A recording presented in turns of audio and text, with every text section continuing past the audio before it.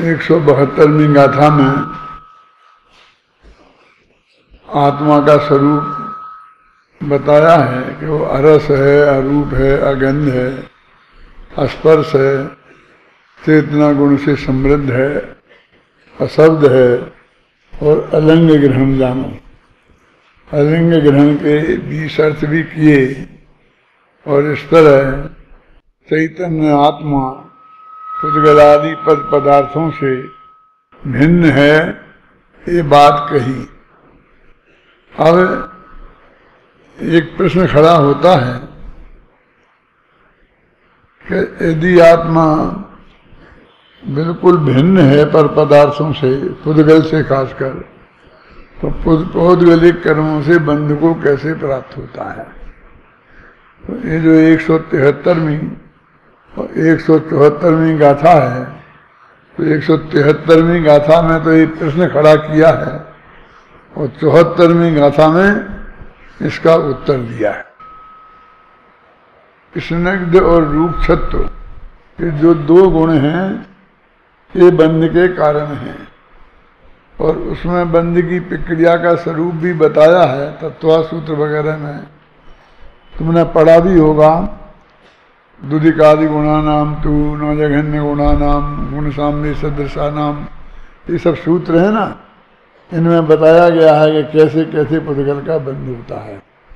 2 पुद्गल के परमाणु वे आपस में बंधते हैं तो उसमें तो अनंत गुण हैं, तो वे अनंत गुण उनमें बंधन का कारण नहीं है। अकेला एक स्पर्श गुण बंधन का कारण है। और स्पर्श के भी 8 भेद हैं, तो उसमें भी 6 भेद बंध के कारण नहीं है। सिर्फ स्निग्ध और रूपछत्व ये बंध के कारण हैं।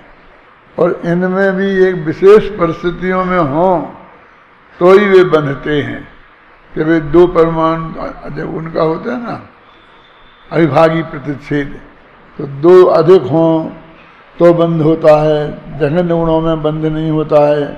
1 हों तो बंध नहीं होता है। तो कहाँ कहाँ बंध होता है और कहाँ कहाँ बंध नहीं होता है, इसका वर्णन गोमरसार में, तत्वासूत्र में, तत्वासूत्र की टीकाओं में, कई ग्रंथों में किया है, लेकिन वो बहुत संक्षेप में है। 2-4 पेज में ही सब कुछ वर्णन हो जाता है, क्योंकि आचार्यों की दृष्टि से वो कोई प्रयोजनभूत नहीं है। नियम सार में तो पहला अजीवाधिकार है, फिर दूसरा है अजीवाधिकार। तो उसमें बहुत कम गाथाएं हैं और उन गाथाओं में ही एक कह दिया कि मैं ज़्यादा बात नहीं करना चाहता हूँ, ये अध्यात्म में विघन जानकर मैं इसे ऐसा ही छोड़ता हूँ। और जिनको विशेष जानने की इच्छा हो, वे बंध के प्रकरण वाले जो शास्त्र हैं उनसे उन्हें जान लेना चाहिए। माने वो अत्यंत संक्षिप्त वर्णन है और उसमें ये भी लिख दिया उनने, ये लिखने की जरूरत नहीं थी। हम समझते इतना ही किया है। और जबकि अपन तो कहते हैं कि पुद्गल का तो सबसे ज़्यादा वर्णन है। और हमारे सारे जो पंडित लोग हैं जो यूनिवर्सिटियों में पढ़ाते हैं, वो हर जगह एक बात कहते हैं कि हमारे पास था और ये सारे जर्मनी ने और दूसरे देशों ने जो रिसर्च की है वो हमारे ग्रंथ ही चोरी करके ले गए और उनको ही पढ़ पढ़ के की है। उसमें कितना सत्यांश है मैं इसमें बहस नहीं करना चाहता, लेकिन इससे क्या फ़ायदा कि उनने हमसे किया है कि हमने उनसे किया है। अपने आप स्पष्ट ही कहा गया प्रयोजनभूत है। आचार्य नग्न दिगंबर आचार्य कहते हैं हम काहे को उलझे, हम कहाँ ज़्यादा। जो आचार्य हर अंतर मुहूर्त में ऐसी बात करते हों कि हमें अपने आत्मा में जाना, शुद्धोपयोग होता ना। और शुद्धोपयोग की अपन ने परिभाषा पढ़ी, माँ चिट्ठई, माँ जमपई और माँ चिंतई। तो वे तो उनको इतनी बात सोचना ही नहीं पुसाती है, इसमें इतनी बात बोलना ही नहीं पुसाती है उनको। तो क्योंकि अब वो बाहर आए हैं तो बाहर तो अंतर्मुहूर्त तक तो रहेंगे ना। तो कहते कहाँ रहेंगे, निरंतर अंतर जाने का पुरुषार्थ करेंगे तो अंतर मुहूर्त में फिर अंदर पहुंच पाएंगे। अंतर मुहूर्त में तो अंदर पहुंचना है ना, और वे बाहर के काम में उलझे रहेंगे, खाने पीने और दुनियादारी के चक्रों में उलझे रहेंगे, तो वे अंदर में कैसे जाएंगे। अपन को भी लगता नहीं बहुत कठिन है इस विकल्प को रोकना। यद्यपि जो अपन ने चर्चा की थी बहुत विस्तार से, उसमें बहुत ये बात है अत्यंत सहज है, क्योंकि हमें कुछ करना नहीं है। लेकिन ये कुछ करना नहीं भी हमको बहुत कठिन लगता है। जो वो विकल्प खड़े होते हैं, मुनिराजों को भी होते होंगे, तो वे विकल्प रुकें तो भगवान आत्मा अंदर में शुद्धोपयोग में जाए, और वे सोचते ही रहेंगे तो विकल्प कैसे रुकेंगे। सोच नहीं तो विकल्प है ना। आप इस अपेक्षा विचार करो तो वो वाक्य पद्म परिमलधारी देव का हमें महत्वपूर्ण लगता है कि मैं इसे विघ्न जानकर इस चर्चा में नहीं उलझता। यद्यपि टोडरमल जी ने बहुत बैलेंस बना करके बात लिखी है, और न्याय व्याकरणादिक को भी उन्हें थोड़ा बहुत जानकर फिर अपने आत्मा के हित करने वाले शास्त्रों को जानना, ऐसा कहकर उनको भी थोड़ा बहुत समय देने के लिए सिफारिश की है। अब ये आचार्य जिन्हें हर अंतर मुहूर्त में आत्मा में जाना है, वो कैसे उन्हें पोसा सकती है बात। देखो, मैं एक दूसरी बात कहता हूँ अपर पक्ष की, फिर ये बात भी कहूँगा कि हमने जैन दर्शन चुन लिया कि हम जैन दर्शन पढ़ेंगे, जैन दर्शन पढ़ाएंगे। अब आपने पढ़ाई शुरू भी कर दी, आपका मन भी लग गया, जिनका नहीं लगा हो वो छोड़ दो, बाकी 90% तो लग ही गया ना लोगों का मन। तो अब सारी जिंदगी जो भी 60, 70, 80 वर्ष की हमारी जिंदगी होगी, उसमें हम यदि थोड़ा बहुत भी न्याय व्याकरण नहीं जाने तो सारी जिंदगी पराधीनता रहेगी। ना तो हमें भाषा का ज्ञान होगा, तो हम सीधे जो आचार्यों की बातें हैं हम ना तो वो पढ़ सकते हैं, और ना हमारा न्याय का ज्ञान होगा तो तर्क की कसौटी पर उसे कर सकते हैं। तो वो दूसरों से ही पूछो, तो ये पराधीनता निरंतर बनी रहेगी ना हम में। जो 80-90 वर्ष के हो गए वे तो कहेंगे हम कहाँ इसमें उलझें, पूछ लेंगे, आपसे पूछ के काम चला लेंगे। क्या हम वो ही क्यों पूछेंगे, हम तो उस प्राकृत गाथा का, संस्कृत के छंद का अर्थ ही समझ लेंगे आपसे। हिंदी गुजराती में जो अनुवाद हुए हैं उन्हीं से पढ़ के अपना काम चला लेंगे, और उनको तो हम भी यही सलाह देंगे कि अब तुम्हें बुढ़ापे में क्या सूझी है न्याय व्याकरण पढ़ने की। इक्का दिक्का दुक्का होता है जो कभी कभी कहता है कि नहीं मुझे तो अब न्याय व्याकरण जाना है, क्योंकि न्याय, उसे कदम कदम पे तकलीफ होती है ना, उसका अर्थ भाव ख्याल में नहीं आता है। तो वो जानना चाहता है कि आचार्य आखिर क्या कहना चाहते। ये जो हमारे पास समय सार है आपके हाथ में, तो ये एक लाइन खिंची हुई है, ऊपर है संस्कृत में, वो सब आचार्यों के वाक्य हैं संस्कृत में, प्राकृत में, और नीचे हिंदी में है ना। सबकी किताब में ऐसा ही है। पहले ऐसा होता था कि पूरी हिंदी अलग और संस्कृत अलग, वो अलग छाप दी, वो अलग छाप दी, दो किताबें अलग अलग छाप दी। और राजवार्तिक वगैरह में आपने देखा होगा कि वो हिंदी वाला हिस्सा अलग छपा है और संस्कृत वाला हिस्सा अलग छपा है, दोनों की बाइंडिंग एक कर दी है। वो बाइंडिंग करने से एक परेशानी और हो गई कि यहाँ मिलाओ, फिर यहाँ देखो, फिर यहाँ देखो, फिर दो किताबें होती तो वो पेज तो हम दोनों के निकाल के देख सकते थे ना। और मैंने देखा है उसमें तो ये तकलीफ है कि वो जो संस्कृत वाला हिस्सा यदि 20 पेज हैं तो हिंदी में 60 पेज होना चाहिए, तब उनका अच्छी तरह से अर्थ आता है।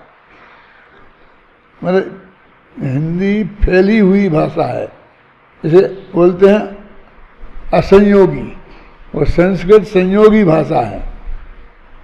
संयोगी असंयोगी का अंतर समझते हो? जैसे राम का, दशरथ का बेटा राम, तो दशरथ और राम इसके बीच में एक का है, और का के बाद में भी जगह छूटी है और पहले भी छूटी है, तो 3 शब्द हो गए, दशरथ का राम। और संस्कृत में दशरथस्य, वो स्या अलग करेंगे ही नहीं, उसमें ही मिला देंगे, समझे? संयोगी भाषा, वो विभक्तियां उसमें ही मिला देते हैं। और हिंदी वियोगी प्रकृति की भाषा है, तो इसमें सब अलग कर देते हैं। सोनगढ़ से पहले मोक्ष महाप्रकाशक छपा था, तो वो सब संस्कृत की स्टाइल का बिल्कुल सारी विभक्तियां मिली हुई थी। वहाँ जो लोग रहे होंगे, जिन लोगों को देखते होंगे, तो संस्कृत में मिली रहती है, तो उसी के हिसाब उन्होंने हिंदी में भी मिला दी थी। जब अपने यहाँ छपने आया तो हमने कहा ये तो ठीक नहीं है। तो पूरे मोक्ष महाप्रकाशक का जब मैंने संपादन किया तो और बातें तो बहुत की, लेकिन ये भी हजारों जगह ये मैंने उन्हें अलग अलग किए होंगे, क्योंकि प्रेस में जो कंपोजिटर होते हैं, चाहे ये आजकल कंप्यूटर वाले हों चाहे वो, ये सब बिल्कुल मक्खी मारने वाले होते हैं। मक्खी की जगह मक्खी मारे, अपने 100 जगह अलग कर दो ना राम का, तो 101 में दफे आएगा तो वो वहाँ मिला होगा तो मिला ही लिख देंगे कि ये काम मिलाते नहीं हैं, ये नीति नक्की हो गई है, तो अब हमको उसे अलग कर देना चाहिए, नहीं करेंगे। वो आपको ही करना पड़ेगा, पर आप कर देंगे ना तो फिर वे कर ही देंगे, इसकी गारंटी नहीं है। आप 6 जगह करेंगे तो वे 4 जगह कर देंगे, 2 जगह छोड़ देंगे। इतनी तो छूट सकते हैं ना। फिर आप करो, फिर करो, कितना कठिन है वो संयोगी प्रकृति की और वियोगी प्रकृति की। ओके, पेज बढ़ जाएंगे, पूरे मोक्ष महाप्रकाशक में 25-50 पेज बढ़ जाएंगे, क्योंकि वो अलग अलग हो जाएगी ना, तो अलग हो जाती है। लेकिन वो जरा स्पष्ट हो जाती है ना, स्पष्ट दिखती है, तो पढ़ने वाले को बहुत सुविधा रहती है। पैरे टूट जाते हैं, अलग हो जाती है, तो पढ़ने में सुविधा रहती है। वो प्रकृति उसकी वैसी होती है। तो अब मैं तो ये कह रहा हूँ कि स्वाध्याय करने वाले जितने जीव हैं, वे तो ऊपर की तरफ देखते ही नहीं हैं, क्या बस नीचे ही पढ़ते हैं। ऐसे समझते ऊपर जैसे कुछ ये है ही नहीं। गाथा और आत्मख्याति को न एक पंक्ति भी कभी पढ़ी हो, ऐसा नहीं होगा। हम तो संस्कृत आगे जानते ही नहीं, लेकिन फिर भी यदि आप पढ़ते तो अभी तक बहुत कुछ जानने लगते। वे तो पढ़ते ही नहीं है। और हमारे विद्यार्थियों को तो पढ़ना ही चाहिए, बल्कि ऊपर से ही अर्थ समझने की कोशिश करना चाहिए। नीचे तो जब सहयोग की जरूरत पड़े तब देखना चाहिए। तो ये भी ऐसे ही करते हैं, नीचे ही देखते हैं, ऊपर नहीं देखते हैं। देखना चाहिए ना हमको, ये तो विद्वान बन रहे हैं। तो एक दफे आपको 1-2 साल तक मेहनत करनी पड़ेगी। 2 साल लघु सिद्धांत कौमुदी पढ़ ली है, और 1-2 साल में परीक्षा मुक्त सूत्र, न्याय दीपिका, प्रमेय रत्नमाला ये पढ़ ली हैं, तो सारी जिंदगी आपको आराम हो जाएगा। क्या फिर भी मैं खुद महसूस करता हूं कि हम इतने बड़े संस्कृत के और न्याय के विद्वान नहीं बन गए हैं कि हम सब कर लेंगे। हमको फिर भी जो पुरानी हिंदी की टीकाएं होती हैं, गुजराती की होती हैं, उनका सहारा लेना पड़ता है ना।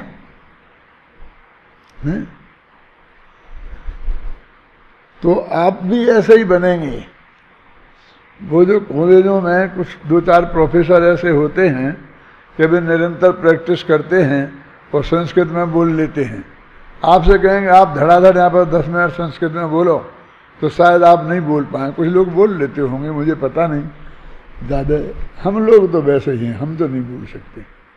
मेरे कहने का मतलब हम धर्म वालों की संस्कृत इतनी कमजोर रहती ही है। बस इतना है कि हम इतना समझ सकते हैं कि जो हिंदी में अर्थ लिखा गया है, अब ऊपर हम संस्कृत पढ़ते हैं तो इतना कन्फर्म हो जाता है कि हाँ बिल्कुल ये ठीक है लिखा है, कि गलत लिखा है, ठीक नहीं है, ये इतना हमारी समझ में आ जाता है कि जो अर्थ किया गया है ये सही है कि नहीं है। जैसे मैं आपको ये कभी कभी देता हूँ ना, कि वो अपने रोजीना बोलते हैं केवल ज्ञान बन्नहु पुण्यम समग्र मह नेक मना जोहोमी। अब ये संस्कृत की सीधी सरल सी पंक्ति है। अब इसका सीधा सच्चा अर्थ है कि मैं एक मन से, माने मेरे चित्त में दुविधा नहीं है कि मैं पुण्य को होमूं के नहीं होमूं, जलाऊं के नहीं जलाऊं। मैंने एक मन से ये निर्णय लिया है कि हे भगवान, आपकी केवल ज्ञान रूपी अग्नि में समग्रम पुण्यम, सारा पुण्य जो मेरे पास है, जो हो मैं होमता हूं, जलाता हूं, स्वाहा करता हूं। ये सीधा सा अर्थ है, लेकिन जो हमारी ही किताबों में छप गया, क्योंकि ये लोग ये समझते हैं कि ये दादा को दिखाने की क्या जरूरत है, ये तो हम ही कर लेंगे, ये तो समय सार वगैरह का हो तो देखें दादा। लेकिन क्या देखते हो तुम लोग, वो छप गया ना, और उसमें लिखा है करूं पुण्य आह्वान, कि मैं पुण्य का आह्वान करता हूं। तो आह्वान करना और जलाना, इन दोनों में कितना अंतर है। तो वो जोहोमी का हिंदी अनुवाद किया तो आह्वान, पर मेरा तो चित्त ही उस वजह से वो अनुवाद करने का विकल्प खड़ा हुआ। मैं ये समझता था कि ये अभय कुमार जी का अनुवाद है। कुछ ऐसा भी होता है ना कभी कभी, कि जैसे कि मैंने लिखी नहीं है वो किताब, लेकिन आप लोग प्रश्न मेरा नाम से चलती है कि दादा ने लिखा, दादा ने लिखा, और मेरी प्रशंसा होती दिखती है तो मैं चुप रहता हूँ, कह दो चलो ना। लेकिन जब ये आता है, 2 दफे हो गया मेरे साथ, कि जब मैंने अभय कुमार जी से कहा इसी हॉल में कि आपने जो अनुवाद किया है ये अनुवाद सही है, तो एकदम मैंने नहीं किया, ये न मालूम किसका है। तो अभी तक पता नहीं चला किसका है, पर अभय जी का नहीं है इतना पता चला। ऐसे ही एक बीतराग पूजा बन गई थी और वो किताबों में छप गई थी और लोग करने लग गए थे बीतराग पूजा। बीतराग पूजा में क्या है, त्रिकाली जो भगवान आत्मा है ना, दृष्टि का विषय, उसकी पूजा थी। तो मैंने उस पर व्याख्यान किए कई कि भाई जो अपना भगवान आत्मा है वो देह देवल में विराजमान, उसकी पूजा ऐसी नहीं होती जैसी मंदिर में विराजमान देवसास गुरु की होती है, पर भगवान की जैसी होती है, निज भगवान की ऐसी नहीं होती।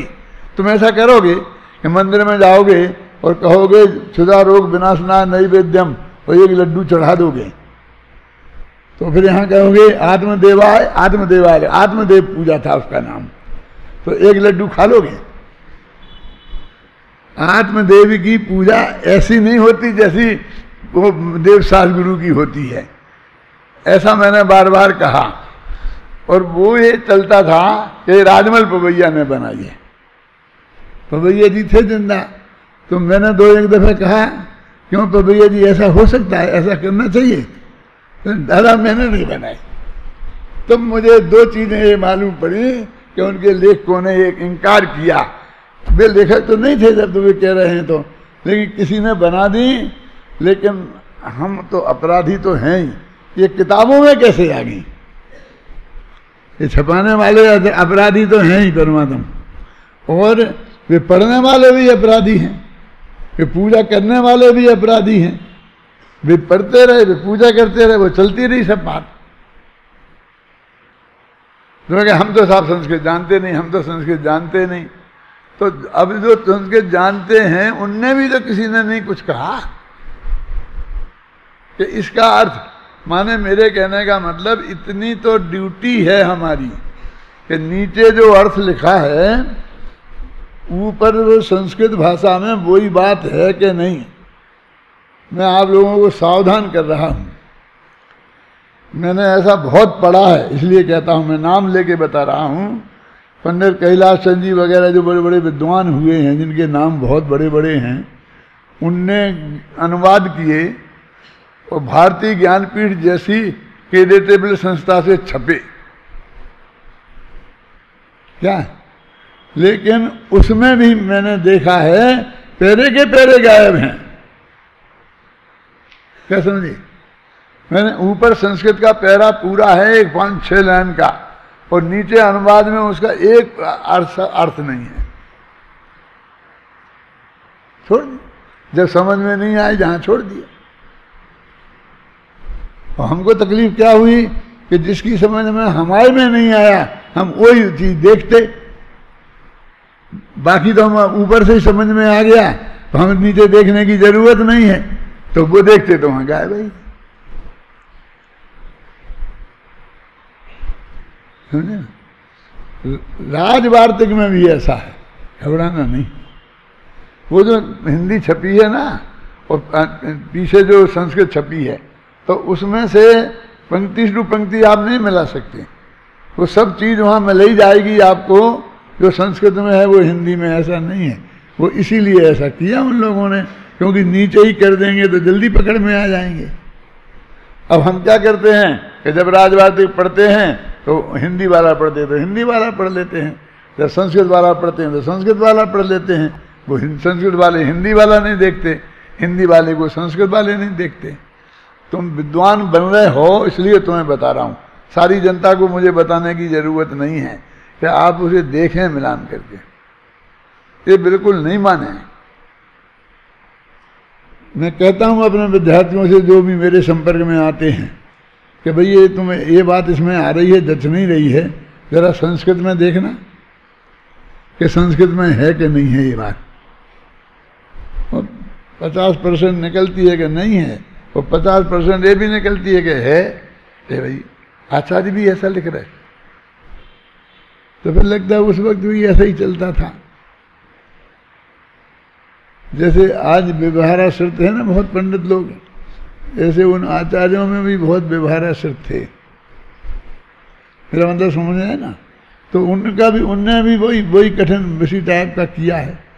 तो बहुत सावधानी की अपेक्षा है, क्योंकि अब तुम विद्वान बन रहे हो तो तुम ये नहीं कह सकते हो कि हम तो संस्कृत नहीं जानते, हम तो प्राकृत नहीं जानते।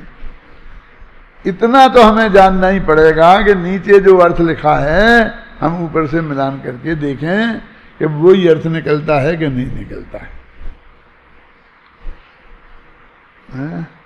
हाँ, अपने 73 और 74वीं गाथा शुरू कर रहे हैं ना, तो इसमें क्या है कि वो कहते हैं कि बंध में पुद्गल से पुद्गल का स्निग्ध और रूक्षत्व के कारण बंध होता है। तो आत्मा में तो स्पर्श नाम का गुण है ही नहीं, इसलिए उसमें स्निग्ध रूक्षत्व है नहीं। 2 परमाणु हैं और वो स्निग्ध, दोनों में स्निग्ध और रूक्षत्व होना चाहिए, और उनमें दोनों के समान हो तो भी वे नहीं बंधेंगे। कम ज्यादा होंगे तो भी बंधेंगे, और वो कितने कम कितने ज्यादा वो बहुत वर्णन शास्त्रों में है, वहां देखना चाहिए। तो वो कहते आत्मा कैसे बंध गया? पुद्गल कर्म से, क्योंकि उसमें तो स्पर्श नाम का गुण ही नहीं था। और स्पर्श गुण होना चाहिए तो वो बंध का कारण बनता है, नहीं तो बंध का कारण नहीं बनता है। तो ये प्रश्न है कि ये जीव माने भगवान आत्मा पुद्गल कर्म से कैसे बन गया। ये एक गाथा में 173वीं गाथा में ये प्रश्न किया है, और 174वीं गाथा में इसका जवाब दिया है। प्रश्न समझ में आ गया तो मैं जवाब भी बता देता हूं, और बस फिर पूरी जितनी टीका है उसमें बस उसी बात को सिद्ध किया है। क्या है वो? ये कहते हैं कि जैसे ये आत्मा पुद्गल को जानता है ना, पुद्गल तो अलग द्रव्य बिल्कुल अजीब है और आत्मा अलग है, तो आत्मा को पुद्गल को नहीं जानना चाहिए, लेकिन जानता है ना।